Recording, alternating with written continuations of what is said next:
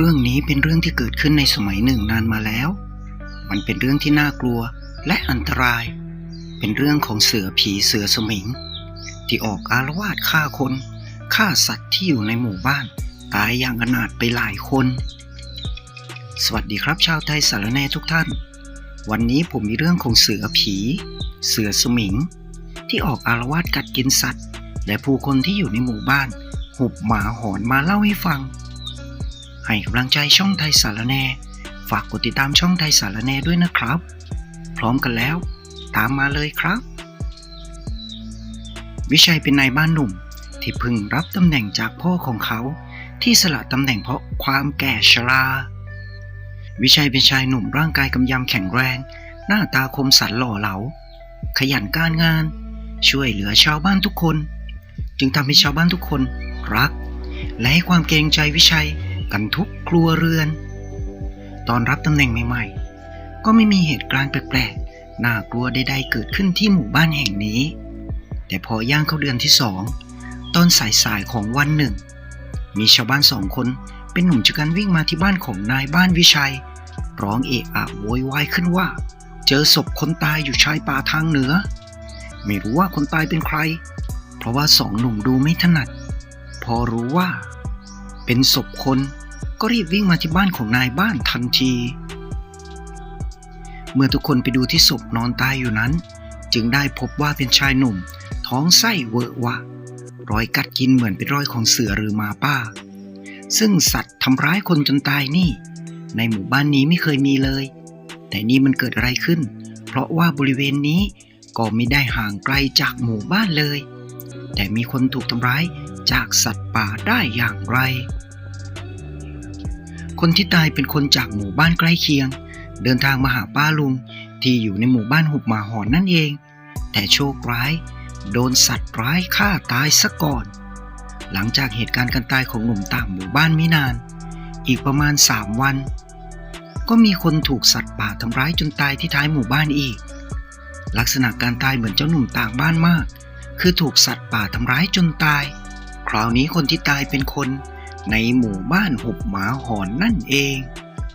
เป็นลูกชายคนกลางของตาสิงห์ชื่อใสสภาพศพของใสนั้นท้องไส้เวอะวะเครื่องในโดนควักออกไปกินจนหมดที่คอมีรอยเขี้ยวขัดขย้ำเสือน่าจะเป็นเสือชาวบ้านคนหนึ่งพูดขึ้นชาวบ้านทุกคนก็เห็นด้วยเพราะจากรอยเขี้ยวรอยขย้ำแล้วจะเป็นอย่างอื่นไปไม่ได้เมื่อมีการตายเกิดขึ้นเป็นครั้งที่2ชาวบ้านก็เริ่มวิตกกังวลว่ามีเสือมีสิงเข้ามาหากินอยู่ใกล้ๆหมู่บ้านซึ่งถ้าเป็นแบบนั้นชาวบ้านไม่ปลอดภัยอย่างแน่นอนนายบ้านเราจะทำยังไงดีชาวบ้านคนหนึ่งพูดขึ้นวิชัยนายบ้านหนุ่มหน้าใหม่เพิ่งเข้ามารับหน้าที่นิ่งคิดจ้องมองไปยังศพที่ญาติๆกำลังหามมาใส่แคร่เพื่อนำไปประกอบพิธีอีก2 วันต่อมาขอนกับแก้ว2 ผัวเมียที่เข้าไปหาของป่าในป่ารอบๆหมู่บ้านก็เสียชีวิตนอนตายอยู่ไม่ห่างจากหมู่บ้านทั้ง2คอหอยเวอะวะท้องไส้เครื่องในโดนควักโดนลากออกมากินจนหมดเมื่อมีการตายอันน่าอนาถขึ้นติดต่อกัน 3-4 ศพแบบนี้ก็ทำให้ชาวบ้านลือกันไปต่างๆนานาบางก็บอกว่าเป็นฝีมือผีปอบหรือเปล่าเสียงชาวบ้านล่ำลือกันไปล้วนแล้วแต่ลือกันไปในเรื่องลึกลับผีสางกันซับเป็นส่วนใหญ่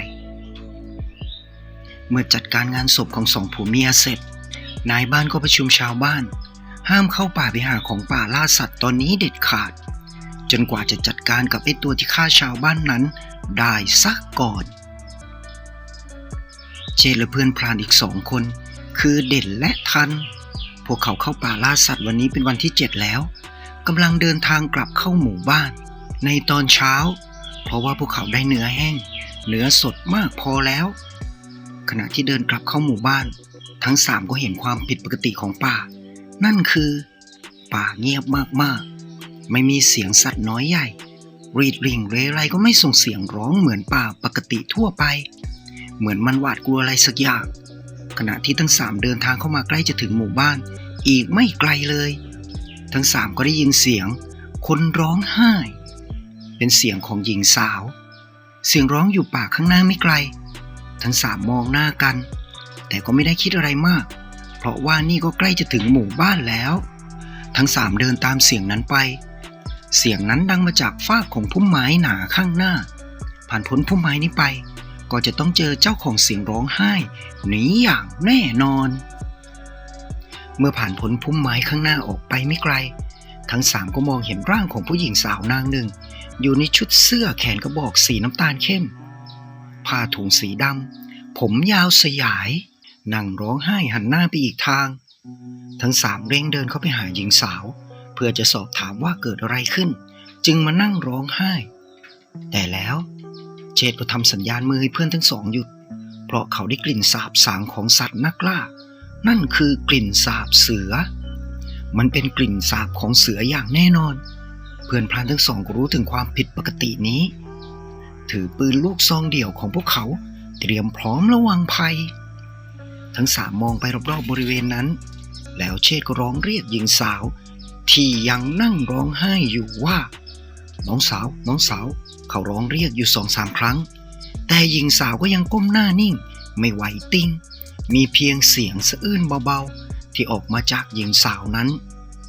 เชษและเพื่อน2 คนตอนนี้รู้สึกว่าหญิงสาวคนนี้ผิดปกติแน่ๆเธอเป็นใครก็ไม่รู้เพราะเขาไม่เคยเห็นไม่ใช่คนในหมู่บ้านอย่างแน่นอน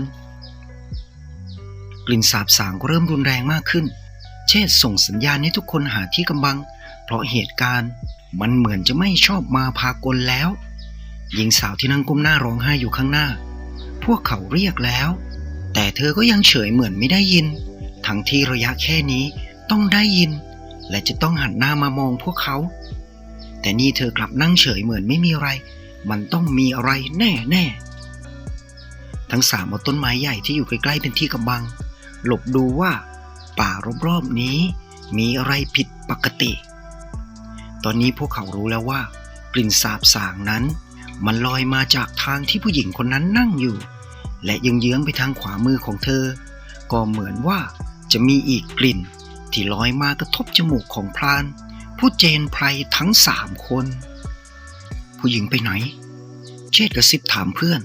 เพราะว่าตอนนี้หญิงสาวที่นั่งอยู่นั้นหายไปแล้วหายไปตอนไหนก็ไม่รู้มันต้องมีอะไรที่ไม่ชอบมาพากลซะแล้วเด่นพูดขึ้นตอนนี้กลิ่นสาบสางเหมือนจะลอยมาจากทางตรงข้ามกันคือทางทิศเหนือและทิศใต้นั่นก็หมายความว่าพวกเขากำลังโดนล้อมอย่างแน่นอนเชษฐ์ล้วงมือเข้าไปในย่ามหยิบกระสุนปืนออกมา3 นัดยกขึ้นบริกรรมคาถาอยู่ครู่แล้วยื่นให้เพื่อนทั้งสองเปลี่ยนกระสุนธรรมดาออกแล้วเอากระสุนที่เขายื่นให้ใส่แทนเพื่อนทั้งสองทำตามอย่างรู้ใจไม่นานทั้งทิศเหนือและทิศใต้ทั้ง3ก็รู้ได้ทันทีว่ามีการเคลื่อนไหวเข้ามาช้าๆเงียบๆอย่างมีเล่ห์ในที่พุ่มไม้ข้างหน้าทางทิศเหนือตอนนี้เหมือนมีอะไรซุ่มอยู่แล้วสัตว์ปริศนาที่หลบอยู่ในพุ่มไม้นั้นก็กระโจนพรวดเข้าหาทั้ง3อย่างรวดเร็วเสียงปืนลูกซอง3 กระบอกในมือพรานทั้ง3ดังขึ้นเกือบพร้อมกันร่างที่กระโจนเข้าหาทั้ง3 พรานกระเด็นไปตามแรงปะทะของลูกปืนหล่นตุ๊บลงพื้นดินดังสนั่นพร้อมกับเสียงร้องโฮกฮ่าวด้วยความเจ็บปวดทั้ง3บรรจุกระสุนใหม่เข้าไปในปืนอย่างรวดเร็วแล้วป่าทิศตรงข้ามที่เสือกระโจนเข้ามาก่อนหน้าก็สั่นไหวมีเสียงโฮกฮึ่มดังขึ้นพร้อมกับร่างของเสือ 8-9 ศอกกระโจนเข้าหา3 พรานอย่างรวดเร็วพอกันกับเสียงปืนดังกระหึ่มขึ้นพร้อมกันอีกเจ้าลายที่กระโจนเข้าหาพรานทั้ง3พังหะหงายหลังหล่นตุ๊บลงพื้นดินตีแปลงอยู่ครู่แล้วมันก็ลุกขึ้นกระโจนเข้าป่าไปอย่างรวดเร็วทั้ง3 พรานหันหน้าไปมองเสือตัวแรกที่พวกเขายิงว่างเปล่าพวกเขาไม่เห็นอะไรเลยมีรอยเลือดกระจัดกระจายอยู่ไม่มากแต่ไร้ร่องรอยของเสือที่พวกเขาคิดว่ายิงมันอยู่แล้วอย่างแน่นอนเพราะว่ากระสุนปืน3 กระบอกที่ยิงเข้าหน้าอกของเสือตัวนั้น3 พรานคิดว่า มันคงสิ้นใจตายไปแล้วแน่ๆแต่ว่ามันไม่ตายที่สำคัญมันหายไปมันจะเป็นเสือลำบากแต่มันไม่ลำบากสมชื่อเมื่อมันเป็นเสือลำบากความร้ายกาจของมันจะเพิ่มขึ้นเป็นทวีคูณเลยทีเดียวสามพรานรีบเร่งเดินเข้าหมู่บ้านไปแจ้งข่าวให้นายบ้านและชาวบ้านรู้ถึงเรื่องที่เกิดขึ้นเมื่อพวกเขาเล่าเรื่องเสือ2 ตัวที่ดักเล่นงานพวกเขาอยู่ทางเข้าหมู่บ้านพวกเขาจึงได้รู้ว่ามีการตายของชาวบ้านเกิดขึ้นในระหว่างที่พวกเขาเข้าป่าไปล่าสัตว์และการตายของชาวบ้านนั้นน่าจะเกิดจากฝีมือของเสือ2 ตัวนี้อย่างแน่นอนผู้หญิงที่พวกเขาเห็นนั่งร้องไห้อยู่นั้นจะต้องเป็นอาถรรพ์ของเสือ2 ตัวนั้นถ้ามีอาถรรพ์แบบนี้ก็แปลว่าพวกมันไม่ใช่เสือธรรมดาสมิงพวกมันเป็นเสือสมิงพรานเชษฐ์พูดขึ้นเกิดความเงียบขึ้นชั่วขณะหนึ่งเอาไงดีวิชัยนายบ้านใหม่ถามขึ้นต้องรีบกำจัดมันไม่งั้นชาวบ้านมีอันตรายอีกอย่างตอนนี้พวกมันก็เหมือนเป็นเสือลำบากถ้ามันเป็นสมิงก็คงเป็นสมิงลำบากเสือลำบากว่าร้ายแล้วสมิงลำบากนี่ยิ่งน่ากลัวอีกอย่างพวกมันอยู่กัน2 ตัวเชษฐ์พูดขึ้นมันมาจากไหนแต่ก่อนหมู่บ้านของเราก็ไม่เคยมีเสือผีเสือสมิงออกอาละวาดมันต้องมีที่มาที่ไปสิอยู่ๆมันจะมาอาละวาดอยู่ในหมู่บ้านของเราเลยฉันว่ามันแปลกๆอยู่นะวิชัยพูดขึ้นทุกคนเห็นด้วยกับคำพูดของนายบ้านแต่ว่าทุกคนก็ไม่รู้ว่ามันเกิดอะไรขึ้นแล้วนายบ้านวิชัยกับสามพรานพร้อมกับชาวบ้านก็ปรึกษาหารือกันว่าจะต้องปราบเสือสมิง2 ตัวนั้นอย่างเร่งด่วนและห้ามไม่ให้ชาวบ้านเข้าไปหาของป่าในช่วงนี้เด็ดขาดแม้แต่ชายป่ารอบๆหมู่บ้านก็ห้ามค่ำมืดให้ปิดบ้านเรือนเข้าไปอยู่ในบ้านห้ามออกมาเด็ดขาดเพื่อความปลอดภัยของตนเอง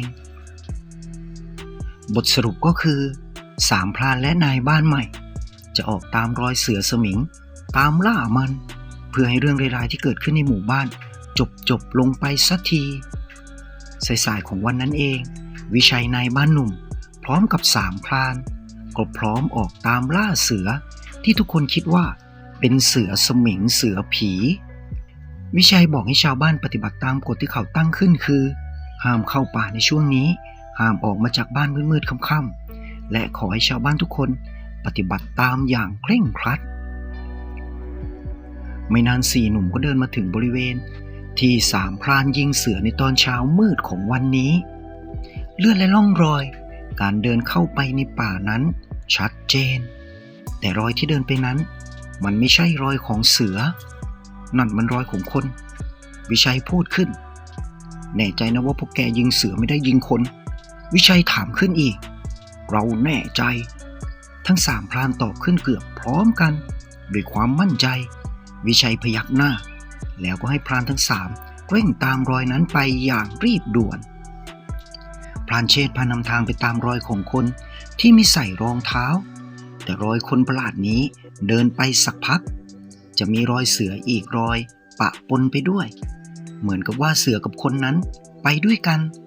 ทั้ง4มองหน้ากันแต่ไม่พูดสิ่งใดไม่นานรอยนั้นก็พาทั้ง4เข้ามาสู่ป่าลึกข้างหน้าเป็นเหมือนชะเง้อมหินก้อนใหญ่ที่ยื่นออกมาจากเขาลูกข้างหน้าและใกล้ๆบริเวณนั้นก็มีน้ำตกเล็กๆไหลรินอยู่รอยเสือกับคนนั้นพามุ่งหน้าเข้าไปทางป่าลึกแต่แล้วข้างหน้าของคนทั้ง4ก็ปรากฏเหมือนมีร่างของคน2 คนที่นอนคว่ำหน้าแน่นิ่งอยู่บนพื้นทั้ง4 คนถือปืนพร้อมสู้ซึ่งก่อนออกเดินทางมานั้นพรานเชษฐ์ได้แจกกระสุนอาคมที่เขามีให้กับทุกคนเอาไว้ใช้แทนลูกปืนธรรมดาเพราะถ้าเจอกับสมิงจริงๆกระสุนก็ควรจะเป็นกระสุนที่ไม่ธรรมดาไม่งั้นอาจจะเอาชีวิตมาทิ้งเพราะล่ามันไม่ได้เอามันไม่อยู่แถมถูกมันล่าอีกต่างหาก4 หนุ่มย่องไปทางร่างที่นอนแน่นิ่งอยู่2 ร่างนั้นมันเป็นร่างของหญิงวัยกลางคนกับผู้ชายวัยใกล้เคียงกันซึ่งน่าจะเป็นผัวเมียภรรยากันอย่างแน่นอนคนบ้านเหนือเด่นพูดขึ้นโชคร้ายจริงๆมาเจอกับพวกมันเข้าทั้ง4ดูสภาพศพที่เห็นนั้นคือคอหอยเวอะหวะถ ท้องไส้ถูกแหวกกัดใส่พุงไม่เหลือเอาไงดีเชษฐ์ถามขึ้นนายบ้านวิชัยบอกว่าต้องรีบจัดการมันให้ได้ภายในวันนี้ทุกคนมองหน้ากันแล้วก็พละจากศพ2 ศพนั้นไปก่อนไปวิชัยก็พูดขึ้นว่าอวยพรพวกเราด้วยจัดการกับพวกมันให้ได้โดยเร็วแล้วเราจะมาจัดการศพให้ไม่นานทั้ง4ก็เข้ามาสู่ป่าลึกซึ่งบริเวณนี้นอกจากพรานทั้ง3แล้วคนธรรมดาหรือชาวบ้านจะเข้ามาไม่ถึงเลยเพราะเป็นป่าลึกสัตว์ป่าอันตรายก็มีมากในป่าแถวนี้ขณะที่ทั้ง4กำลังตามรอยเสือผีเสือสมิงเข้าไปในป่าลึกนั้นข้างหน้าของพวกเขาตอนนี้มีหญิงสาวนางหนึ่งวิ่งสวนทางพวกเขามาเธอร้องตะโกนช่วยด้วยช่วยด้วยเสื้อผ้าของเธอนั้นขาดวิ่นมีเลือดไหลโซมตัวเหมือนโดนหมาฟัดมาก็ไม่ปานแล้วข้างหลังของเธอก็มีร่างใหญ่โตของเจ้าลายพาดกลอนกระโจนตามหลังมาหมายขย้ำเข้าที่ก้านคอของเธอให้ขาดใจตายไปในบัดดลทันทีนั้นปืน3 กระบอกของพรานทั้ง3ก็ดังขึ้นพร้อมกันเจ้าเสือลายพาดกลอนตัวนั้นกระเด็นออกไปข้างๆเพราะแรงปะทะของกระสุนจากปืน3 กระบอกสาวน้อยที่วิ่งหนีออกมานั้นเธอล้มขมำหน้าลงไปเพราะสะดุดก้อนหินร้องกรี๊ดวีดว้ายด้วยความตกอกตกใจวิชัยนายบ้านเมื่อได้สติก็เล็งปืนไปที่ร่างของเสือโคร่งตัวใหญ่ที่นอนตีแปลงอยู่ไม่ห่างเพราะ3 พรานกำลังบรรจุกระสุนใหม่อย่างรวดเร็วแต่ก็ยังช้ากว่าเจ้าลายพาดกลอนนั่นมันลุกขึ้นมาได้ก็กระโจนหายเข้าไปในป่าอย่างรวดเร็ว4 หนุ่มวิ่งเข้าไปหาหญิงสาวคนนั้นวิชัยพยุงเธอขึ้นมาพวกเขาเอาผ้าชุบน้ำเช็ดหน้าเหนือตัวของเธอที่มีแต่เลือดเต็มไปหมดไม่นานเธอก็ได้สติร้องกรี๊ดดิ้นรนขึ้นจนวิชัยเขย่าตัวเธอแรงๆเพื่อให้เธอมีสติเมื่อเธอมีสติขึ้นมาเธอบอกว่าเธอชื่อกลอยอยู่หมู่บ้านฟากเขานั้นมาหาของป่ากับพ่อแม่และน้องชายระหว่างหาของป่าอยู่นั้นเธอได้ยินเสียงร้องไห้ของผู้หญิงพร้อมกับเสียงขอความช่วยเหลือพ่อแม่เธอและน้องก็เดินตามเสียงนั้นไปเธอเห็นหญิงสาวชุดดำนั่งร้องไห้หันหลังให้พวกเธออยู่แต่พอเดินเข้าไปใกล้ๆเพื่อที่จะถามว่าเกิดอะไรขึ้นก็มีเสียงโห่ฆ่าคำรามก้องของเสือใหญ่ดังขึ้นข้างหลังของพวกเธอพ่อของเธอถูกเสือโคร่งตัวใหญ่มาขย้ำเข้าที่ก้านคอสะบัดทีเดียวเท่านั้นพ่อของเธอก็สิ้นใจตายไปเพราะคอหักต่อมาก็เป็นแม่และน้องของเธอไม่รู้ว่าจะทำยังไงรีบวิ่งหนีออกมาจากที่ตรงนั้นอย่างรวดเร็วแล้วเหตุการณ์ก็เป็นอย่างที่เห็นเสียใจด้วยนะน้องสาววิชัยพูดขึ้นพร้อมกับจ้องหน้าของกลอยด้วยความสงสารเมื่อเช็ดเลือดที่เลอะใบหน้าลำคอออกแล้วกลอยเป็นหญิงสาวที่สวยงามมากๆในหมู่บ้านหุบหมาหอนรับรองไม่มีใครสวยงามได้เท่ากับกลอยอย่างแน่นอนวิชัยถอดเสื้อแจ็คเก็ตของตัวเองให้กลอยใส่เพราะเสื้อผ้าของเธอนั้นขาดจนจะปิดร่างกายส่วนบนนั้นไว้ไม่ได้แล้วทั้ง4 คนให้กลอยเดินทางไปด้วยเพราะถ้าปล่อยไปคนเดียวจะต้องเป็นเหยื่อของเสือสมิงเจ้าเล่ห์นั้นอย่างแน่นอนขณะที่เดินตามเสือเข้าไปในป่าอยู่นั้นกลอยก็เหมือนจะเดินไม่ไหวเดินโซเดินเซจนวิชัยนั้นต้องมาพยุงเธอเดินไปอย่างยากลำบากวิชัยก็บอกว่าพักก่อนไหมสักเดี๋ยว3 พรานก็มองหน้ากันแล้วก็พยักหน้าอย่างว่าง่ายพอหยุดพักกลอยก็บอกว่าเขาจะไปทำธุระส่วนตัวในป่าเขาปวดฉี่พูดจบเธอก็ลุกไปข้างหน้าอย่างรวดเร็ววิชัยจับแขนของเธอไว้แล้วก็พูดว่าเดี๋ยวฉันพาเธอไปเองด้วยวิชัยนั้นก็เป็นหนุ่มชะกันยังไม่มีลูกมีเมียกลอยก็สวยถูกใจเขาเหลือเกินจนวิชัยนั้นคิดไปไกลเลยทีเดียวกลอยจ้องหน้าพยักหน้าอนุญาตให้วิชัยพาไปเดินเข้าไปในป่าข้างหน้าได้สักพักกลอยก็บอกให้วิชัยนั้นรออยู่ข้างต้นไม้ใหญ่แล้วเธอก็เดินหายลับเข้าไปหลังต้นไม้ใหญ่นั้นแล้วเงียบไป วิชัยรอกลอยอยู่คู่ก็เริ่มเอะใจ เพราะว่าถ้าฉี่เฉยๆน่าจะเสร็จแล้วเขาเลยเรียกกลอยเสร็จหรือยังกลอยเขาร้องถามเบาๆอยู่2-3 รอบแต่ไม่มีเสียงตอบใดจนเขาใจคอไม่ดีกลัวว่ากลอยจะเป็นอันตรายวิชัยถือปืนในท่าเตรียมพร้อมแล้วก็ก้าวเดินไปทางที่กลอยหายเข้าไปแล้วเขาก็ต้องหยุดชะงักเมื่อเขาได้กลิ่นสาบสางของเสือลอยมาประทัดจมูกจนแทบสำลักเขาหันกลับไปข้างหลังก็เห็นกลอยยืนอยู่ตั้งแต่ตอนไหนก็ไม่รู้แต่ว่าตอนนี้หน้าตาของกลอยนั้นดูน่ากลัวยิ่งนักตาจ้องเขม็งไปยังวิชัยไม่กระพริบสายตานั้นมีอำนาจมีตบะจนวิชัยนั้นยืนอึ้งทำอะไรไม่ถูกเหมือนโดนสะกดแล้วกลอยก็แสยะยิ้มออกมาอย่างเยือกเย็นที่สำคัญที่ปากของกลอยนั้นมีเขี้ยวขาวยาวงงโผล่ออกมาจากปากของเธอด้วยวิชัยอึ้งจังงังทำอะไรไม่ถูกรู้แต่ว่าตอนนี้ร่างกายของกลอยนั้นเริ่มเปลี่ยนไปทีละน้อยร่างกายของเธอขยายขึ้นก้มลงยืน4 ขากลายร่างเป็นเสือโคร่งตัวพ่วงพีใหญ่โตแล้วก็กระโจนเข้าใส่วิชัยอย่างรวดเร็วก่อนที่ร่างกายของเสือโคร่งตัวใหญ่นั้นจะขย่ำคอของวิชัยเขาก็ได้ยินเสียงปืนดังขึ้นติดกัน3 นัดหมอบลงเจตตะโกนบอกวิชัยขึ้นเสือโคร่งตัวนั้นกลิ้งโคโล่ไปข้างหน้าหลุนแต่เมื่อมันลุกขึ้นมาได้มันก็วิ่งหายเข้าไปในป่าพร้อมกับเสียงคำรามโฮฮ่าเข้าไปในป่าอย่างเกลี้ยวกราดอีกลอยเป็นสมิงวิชัยนายบ้านหนุ่มพูดขึ้นพรานทั้ง3พยักหน้าให้ถ้านายพรานช่วยฉันไม่ทันป่านนี้ฉันคงเป็นศพไปแล้ววิชัยพูดขึ้นพร้อมกับขอบอกขอบใจพรานทั้ง3เอาไงดีวิชัยถามพรานทั้ง3ขึ้น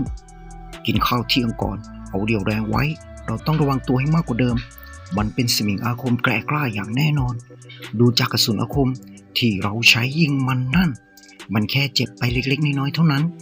ไม่สามารถทำให้มันตายได้อีกอย่างถ้าพวกมันโจมตีเราพร้อมกันเราจะต้องลำบากอย่างแน่ๆเชษฐ์พูดอธิบายขึ้นถ้าวันนี้ตามพวกมันไปไม่ทันก่อนค่ำเราจะต้องหาที่พักที่ปลอดภัยให้เร็วที่สุดทุกคนพยักหน้าให้แก่กันอย่างเข้าใจไม่นานทุกคนก็รองท้องด้วยข้าวเหนียวหมูย่างน้ำพริกที่เตรียมมาอย่างอร่อย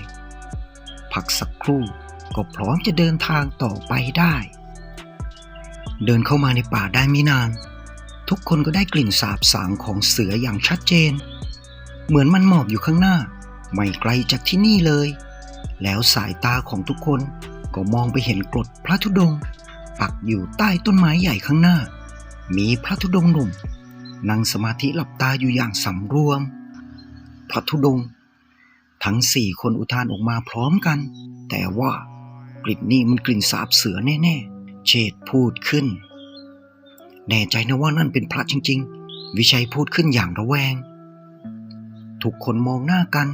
เพราะไม่แน่ใจเหมือนกันว่านั่นเป็นพระจริงหรือเสือผีจำแรงคลิปหน้าเรามาดูกันว่าพระธุดงค์ที่พวกเขาเจอเป็นพระจริงๆหรือเสือจำแรงแปลงกายมาพวกเขาจะตามเสือสมิง2 ตนนั้นได้อย่างไรเสือสมิง2 ตนนั้นมาจากไหนติดตามสมิงที่หมู่บ้านหุบหมาหอนตอนที่2ซึ่งเป็นตอนจบนะครับให้กำลังใจช่องไทยสารแน่กดติดตามได้ที่นี่เลยนะครับเจอกันใหม่คลิปหน้าสำหรับวันนี้สวัสดีครับ